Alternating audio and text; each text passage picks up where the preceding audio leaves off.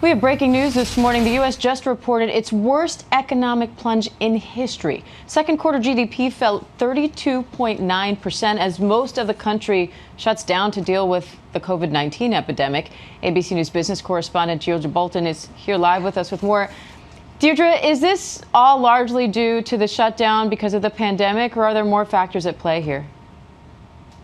Well, the pandemic really is the biggest reason, Diane, and you stated it. This is a backwards looking number, so this second quarter number, and it is clearly the worst on record, not to understate that, but this is for April, May, and June. And as you know, our economy was ground to a halt 100% in April. So we did see some signs of life in May and June, but not enough to compensate for that complete and total shutdown for the month of April. Consumer consumption, what we are all spending. This is 2/3 of our economic activity. What we normally spend in restaurants, in bars, travel, on clothes, all of that adds up to be a significant portion. And not surprisingly, with the pandemic, with those lockdown orders, consumers really just stopped. So we saw that. That's what we're getting. This is our report card, as you well know. It's the broadest measure of all goods and services, and it is showing for the month of April, collectively, we stopped.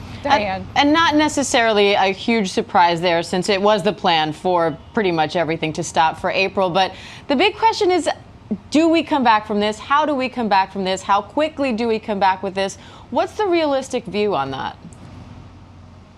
Well, I think there are a lot of questions there, and most economists tell me the virus is the economy is the virus. We have 21 states that the federal government have classified as hot zones, red zones, if you like, where there is still a lot of transmission, where more than 10% of the cases are coming in positive.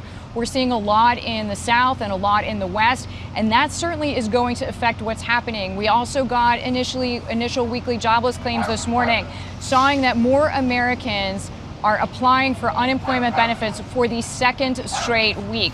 And if you look at the effect on the workforce since mid-March, you will see about 33% of the U.S. workforce has at some point applied for unemployment benefits. That is a huge part. So it really casts doubt on whatever recovery we can begin to see. It casts doubt on just how strong that can be. Diane. All right, here's hoping we can get this thing under control for our health and safety and the economy. Deirdre, thanks.